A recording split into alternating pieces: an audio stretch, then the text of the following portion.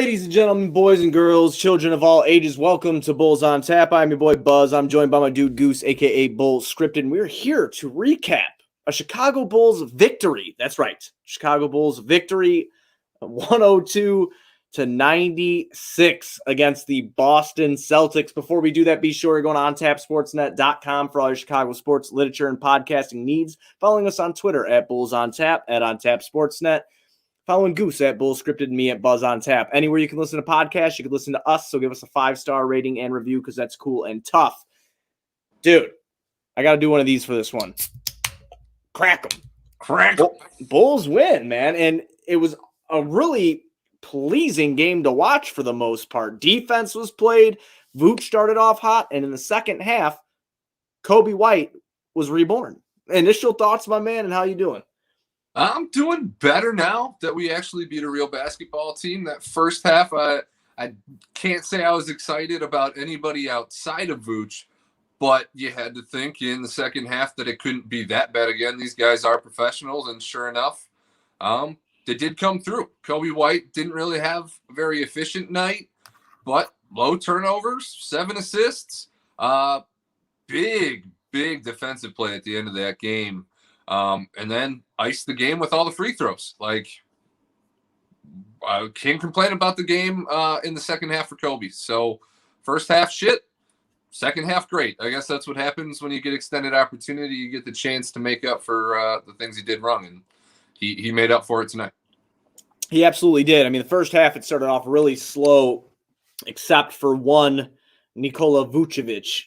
He was absolutely fantastic. He ends up finishing the game 13 for 23, 3 for 6 from downtown, had 29 points, 9 rebounds, 2 assists, 2 steals, and a block.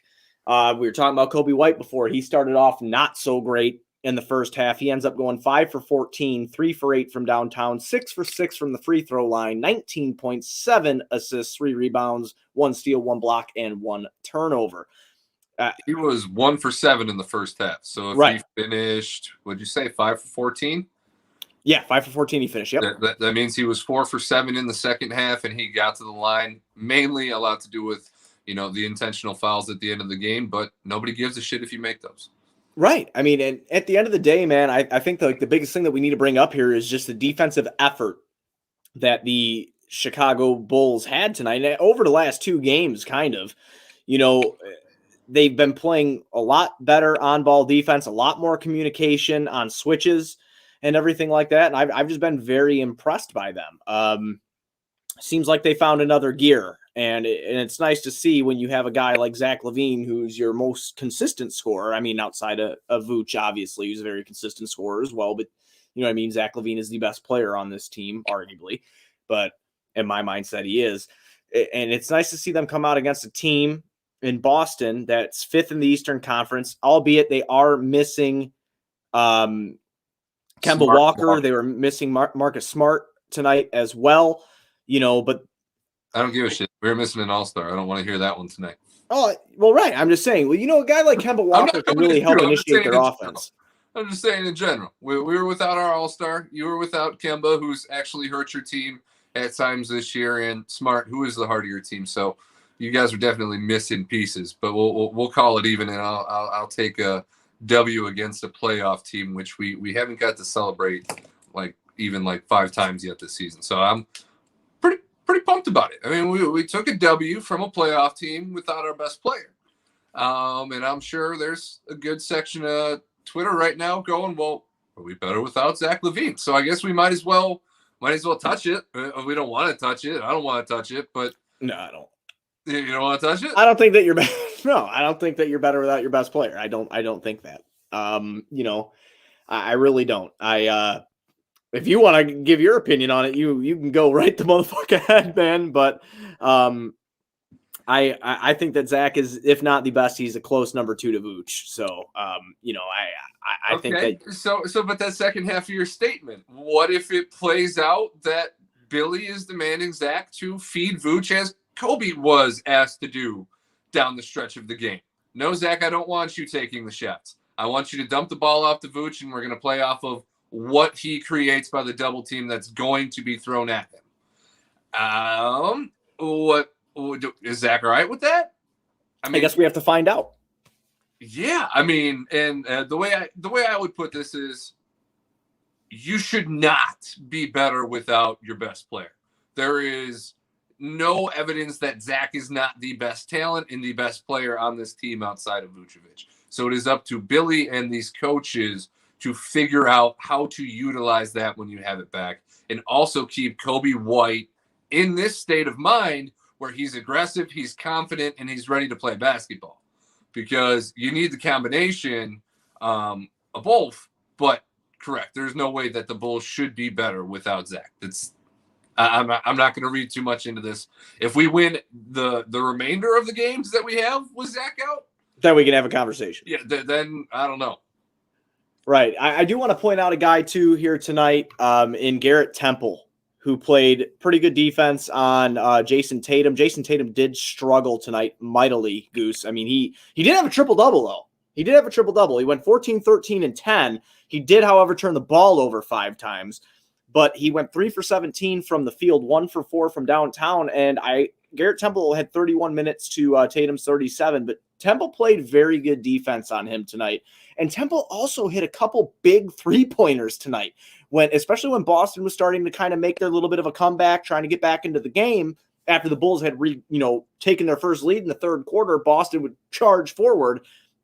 Temple iced him with 2 threes there at times. What did you think about his play tonight? Because that was Bartholomew, as you like to call him, out there tonight. Maybe it wasn't as sexy on the stat sheet, but I mean, he did a lot of things tonight that really helped benefit this team and help them get the win. We got Bartholomew instead of Garrett tonight. And I mean, let me get the bad stuff out of the way. He did have that turnover that ended up being called for a jump ball because they couldn't decide who touched it last between, I think it was Waters and P-Will. Mm-hmm. So he did have that horrible turnover up 4. He did take a couple of bad shots down the fourth too, but he put Tatum in a prison. And Tatum, being a superstar caliber player, he did impact the game in other ways when his shot wasn't falling, but Temple tortured that man. And that was interesting to see because I don't consider Temple like a lockdown defender. He's average, above average, not elite. But what he did to Jason Tatum tonight at 6'5", like he's very undersized for that matchup. I was shocked. And I'm sure Jason Tatum is probably going to watch the film and be like, what the fuck? How did this? I wasn't ready for that. No, he wasn't ready. Exactly. So, no, Temple, I think Temple, if you're taking the game ball away from Vooch because his wall in his house is probably too crowded with game balls anyway, I think you give the game ball to Temple. Yeah, he played a great defensive game. Like I said, hit a couple big shots. It was huge. Off the bench, Thaddeus Young hit a couple big shots. That's not closing lately, though. I'm sorry? That hasn't been closing lately. No, he has not been closing lately, but in the third quarter and in the beginning of the fourth, he did some good things there that helped this team stay afloat. So I want to give him a shout out where it's due. Troy Brown Jr., another guy we like to talk about a lot on this show. 2 for 3. He had 4 points, 2 steals, 1 assist, 2 rebounds. How many turnovers? None.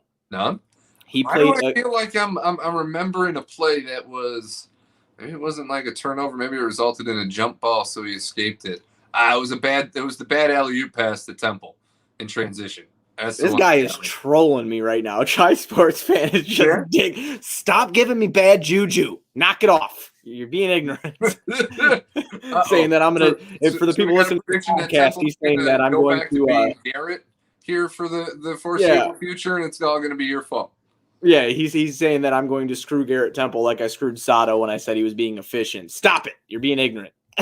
But, I really like the way Temple played, and then Troy Brown Jr. played some good defense tonight. He had a very key turnaround J. It was super sweet, man. A little fadeaway J that he hit. And Pritchard, the duck on duck crime? Yep. I loved it. I loved what I saw tonight. I mean, I loved everything that I saw from the Bulls tonight. Daniel Tice, he might not have shot great, but that guy is just he's in the mud. Daniel Tice lives in the mud. And it's you could tell Billy trusted him because on that challenge in the last 5 seconds there, Billy didn't question it. Tice put his hand up, and Billy went, yep. Tice is obviously he's in the starting lineup now. He's starting over a guy that you thought was going to be a part of your core, in Lauri Markkanen. I mean, he is getting the run here because Billy Donovan believes that he's the best player to be in the game to help win ball games, and he's the best player to complement Vooch. Yeah, we literally sent the scraps of Mo Wagner and Luke Cornett to Boston for a guy that has now supplanted once Baby Dirk and the veteran of all veterans and Thaddeus Young in the starting lineup. That is crazy. And they got paid to do it. Like, we got paid to improve there. And we've already heard it come out. The front office is very happy with Tice. Billy loves Tice. And he is a guy that they are really hoping they can find a way to keep going forward. And I don't think you can argue with results. His presence has most definitely been felt since he's got here. And I would hate this to be just an acquire and then lose him. I am really growing to. I mean, I wasn't opposed to him coming over. When you go back to the episode, our NBA trade deadline special that we had when we first acquired Vooch.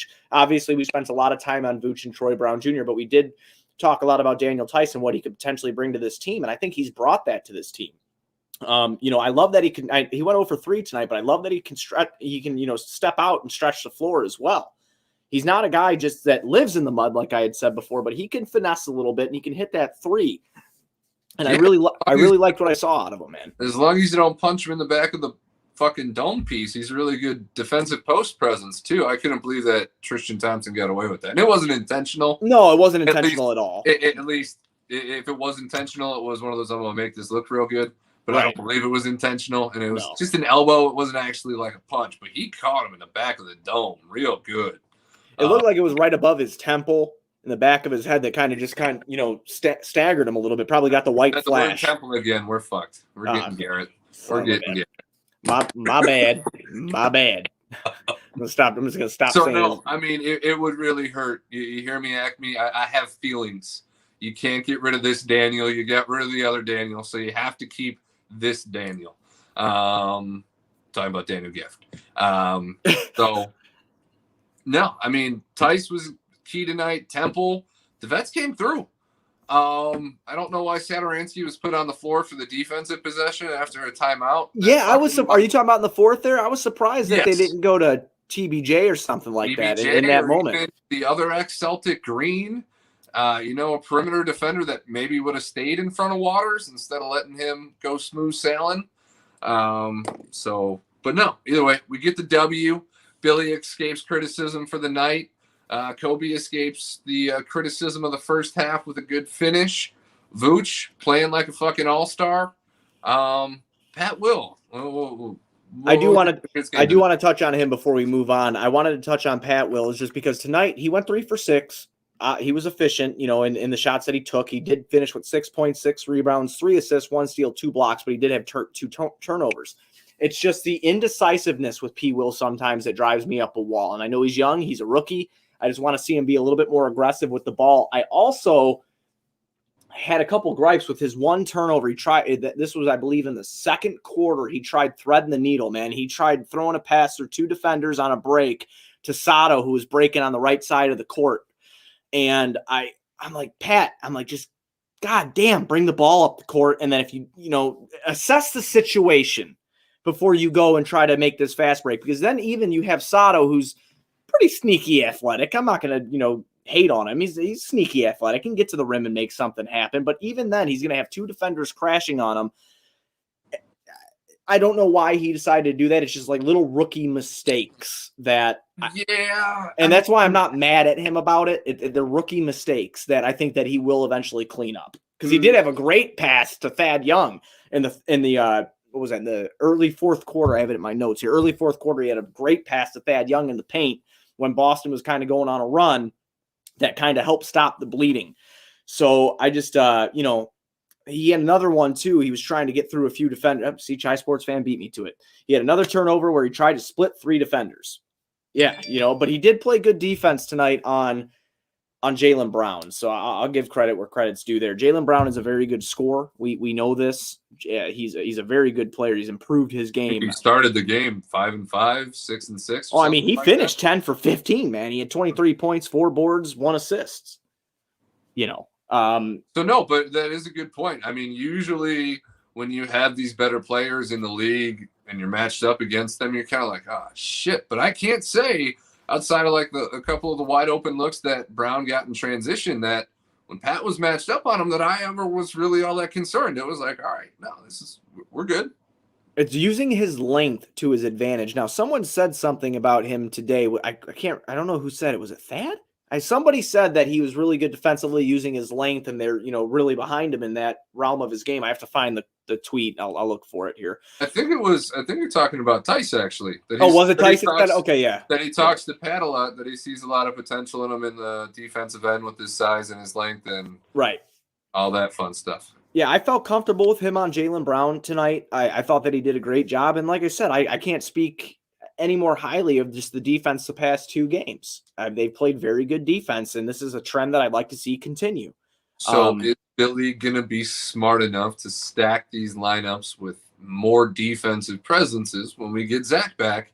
Is he going to be okay with not playing Kobe or Satoransky and maybe playing Sato and Kobe both off the bench?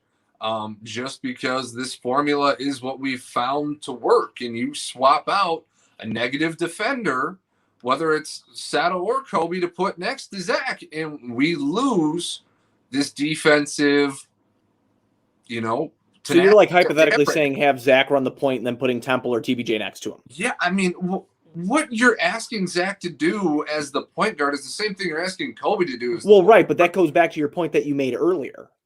Is Zach going to go up the court and initiate this offense and not look for his own shot? I mean, that's what you have to ask yourself. I think that's supposed to be the beauty, though, is Zach is supposed to be the better version of Kobe. So if you put Zach in for Kobe, well, then you don't have somebody going 1 for 7 with wide open looks because you had a double crash on Vooch.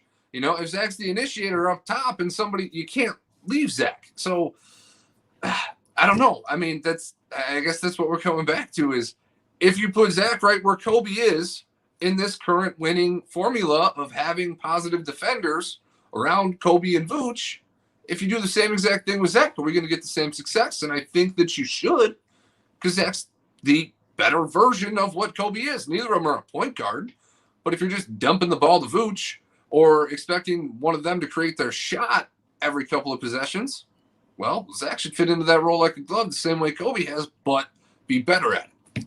Yeah, and I do want to point out one thing when we're talking about how Billy's going to, go forward with this when Zach does return. There was one substitution in the game, and this happened in the first quarter towards the end, where we saw 5 out and 5 in. I wanted to get your thoughts on that because I was a little unsettled with it just because we were kind of, we were outscored 30-24 in the first quarter, but we were right there with them. And I felt like we started losing it because you saw Thad come in, you saw Lowry come in, you saw Satoransky come in, Denzel and Troy Brown Jr. I didn't like that. And the reason I didn't like that is because, you know me, man, I'm a proponent of riding kind of the hot hand when it's there. And then if you want to, make your adjustments in the second quarter, like what you have to do, stagger the guys that are making it work. And I know the only guy at the time that was really making it work was Vooch. I just don't like that 5 in and 5 out thing because you get a completely new feel, especially when if they're trying to win the game. I wanted to get your thoughts on that real quick because he did not do that again. After that happened and after we lost that first quarter, it did not happen like that again. I think when it's your first substitution, because he rode that first lineup for so long, it was a matter of it would offset his rotations for the rest of the game. If he didn't sub all of them at that point in time because he rode them a little bit longer, I'd be curious to see if he explains that post game because I'm sure somebody's going to ask him. Because I really hope somebody does. I didn't even notice that it was a 5 and out. I thought I saw 4 guys. I knew there was a whole bunch of bodies at the table, but I didn't really even overanalyze it to that point. I came into the first quarter a little bit late, so I wasn't real sure what happened, the first 3-4 minutes of the game. Well, I was trying to get Ren to bed, and I had my AirPod, so I can listen to the game as I'm putting her to bed, read her a book, have the AirPod in, so I can kind of still listen to what's going on. Man, super dead. I don't even have a good excuse. Why you got to do me like that? I'm sorry, bro. I'm sorry. But, I'm just trying to get her to bed, and I'm listening to it and I'm like, okay, so 5 in, 5 out. And then, obviously the swing towards Boston's favor starts kind of happening there. And I'm just kind of like, damn, man. I'm like, at that, you're threatening to win the quarter, or at least tie the quarter, or be not as far away as you were. And 6 isn't, they played like shit in the first quarter, and being down only 6, I had comfort in that because the Bulls were not playing well and they're only down 6. So I found comfort in it, but I don't know why. I don't like that. I don't like when you sub the whole lineup out, especially when Vooch had that hot hand. Like, stay competitive, figure it out when you move into the second quarter. But what you're saying makes sense as well, because it was late in the first quarter. They did make that adjustment. They did make that sub. So I guess it makes sense, to keep his rotations whole instead of breaking them. Yeah, that's the only logical thing I could think of is, hey, I rode these guys a little bit longer because they were doing good. But if I don't do this full 5-man sub, which I guess even then you could still, could have left Vooch out there and just done for I thought that I had witnessed. But that's the only logical thing that would make sense to me, is it would offset the rest of the rotations to kind of just pick and pull. Right. Though I don't know if Billy ever has a set rotation going into a game, because we see some weird shit. So I'll give him the benefit of the doubt because we got the W. I'm not being overly critical tonight. No, I understand completely. So Bulls go 41 for 90 from the field, 45%, 11 for 32. What was that? I said, given the first half, that's good. Yeah. 11 for 32 from downtown, 34%, 9 for 10 on their free throws. Boston went 14 for 15 on theirs. Bulls out-rebounded Boston by 140 to 39. Bulls had 11 steals to Boston's 8.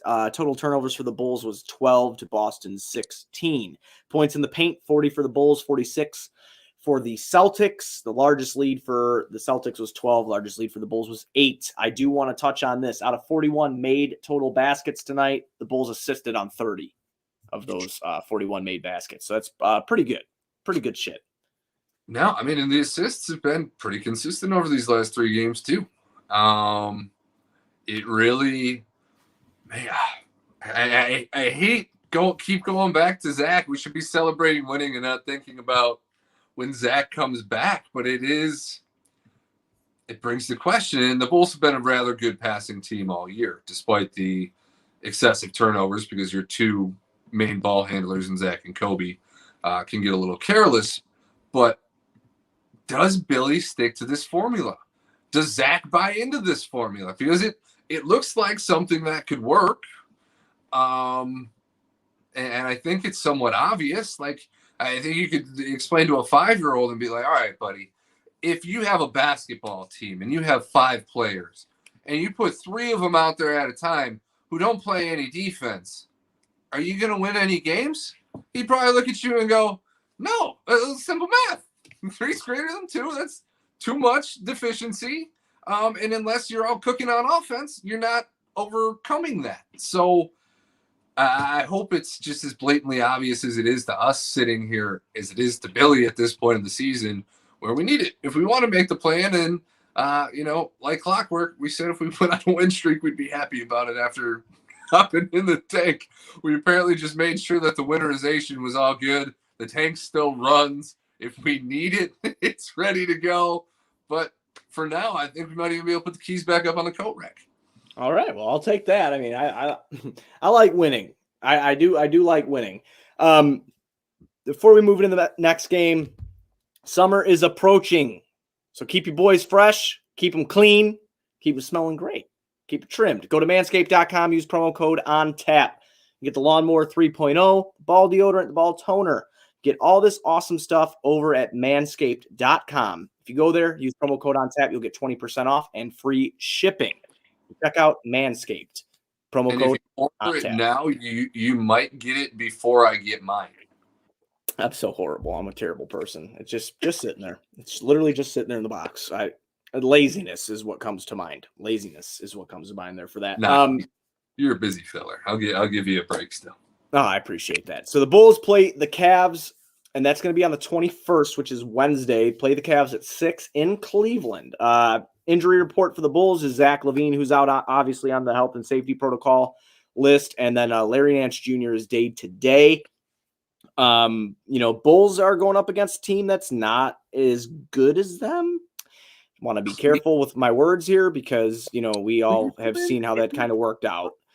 But they did beat Cleveland in the last game right before this game. Actually, they beat them 106-96 to start off our little 2-game win streak that we have going on here. So we do have Cleveland next in Cleveland. Followed by Charlotte. And we did get news that LaMelo Ball has been cleared to begin individual basketball activities. In 7 to 10 days. So he will not be back for that game. No. So the next 2 games should be rather winnable then. Yeah, I think so. And I think the next 2 games are winnable for the Bulls. I mean, especially if they do what they did tonight. If you're going to play defense, I mean, the last 2 nights in a row, they've played defense. And that is what has turned this thing around. So if they're going to keep doing what they did, there's no reason. Won 4 games in a row, Buzz.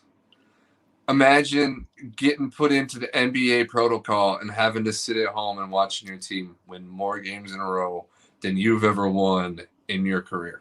Oh, that might be a wake-up call. I don't know. Maybe that'll be something to change his game. I don't know. Okay.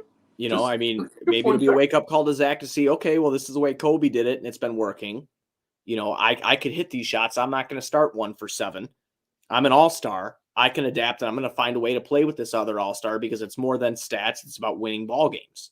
So maybe that, and I'm not accusing Zach of anything. I'm just saying maybe that is something that will ring true in his head. And if he does that, like you had said before, and Billy tweaks this lineup, if they really want to make a run, I'm seeing dollar signs on that, man. I'm seeing W's, so I'm hoping that, he takes notice of this. Team defense is very important, and that's the thing I kind of want to touch on before we leave here and just give my final thoughts on the game, I guess.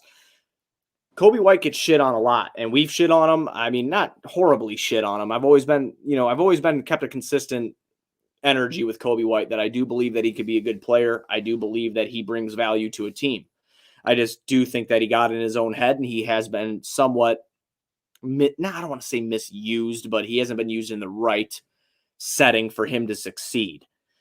But tonight, the way he played, starting off cold, looking for his teammates, and playing defense, because that's what he did tonight. He played defense too. If he keeps doing that and Zach comes back and does that same thing, again, I don't see why you can't go on a run. I'm not going to overreact because this team was getting beat the shit out of night in and night out. We covered every one of those games. And I know we're trying to put the keys back up, not start the car yet, but they need I looked at the back half of the schedule. We might want to keep our keys in our pocket. Yeah, you're not wrong. Miami twice, Milwaukee twice, Nets twice. I mean, the last 2 games of the season are the Nets and the Bucks. If their seeding's already set, maybe they rest. Maybe those are gimmies and we don't know it yet. And you got the Crafters. Shit, almost every game this year has been a gimme against the 500 team sitting people. This is true. But you'd like to think if they sat everybody and we're just, having tryouts for next year like they did during the beginning of the bubble last year, that you could steal those games. You're playing Timothy Luau, Carrot Top. So, I mean, and then you got a game against Detroit in there. We like to beat up on Detroit. But no, I mean, I don't know. Gonna have to, ride this heater and build on it because it isn't getting easier. We'll leave it at that. Consistency is key. And obviously you're not going to be able to stop superstars when you play them. We know that, they're going to get theirs usually. But if they keep playing defense the way they did tonight, and they keep communicating on both ends of the court, you're going to see a lot more of these wins. It's about meshing together, playing well together, knowing where each other are on the court, and capitalizing where people are more inept and comfortable to get their buckets. And that's what needs to happen to continue winning these games. Because like I said, me, I love to jump in and I just want to do cartwheels right now because we won 2 in a row and we beat Boston. Because we weren't super convinced after we did Bulls on Tap post game for the Cleveland show. We were like, shit, we got Boston here. Let's hope we can do this. But they came out and did everything that we wanted them to do. And then some, actually. So the first time I didn't bet on the Bulls on Bet Rivers in like 5 games, and they fucking won. That's the way the cookie crumbles. Let's go. You got anything else, my man? No, nothing else. Let's beat Cleveland again because nobody likes Cleveland. Yeah, Cleveland sucks. And let's take advantage of the Hornets while they're without their young rookie, and then let's get ready for Jimmy Butler back to back, because that's gonna be a fun one. Playing Jimmy's always got a little tug on your heartstrings because you miss him so much. But I like those matchups. I prefer when Zach's here because I feel like Zach head to head with Jimmy is actually He gets up for those games. Yeah, I think he's gotten the best of him a couple of times. So we'll miss Zach for those games, but yeah, let's ride this heater. Let's get 3. Let's get 4. Fuck it. Let's get 6. I dig it. I dig the confidence. Everybody be sure you're going on tapsportsnet.com for other Chicago sports literature and podcasting needs. Following us on Twitter at Bulls on Tap, at On Tap Sportsnet. Following Goose at Bull Scripted, me at Buzz on Tap. 5-star rating and review anywhere you can listen to podcasts. We'll be back Wednesday night after the Chicago Bulls play the Cleveland Cavaliers and what is hopefully to be a 3-game win streak. Let's go.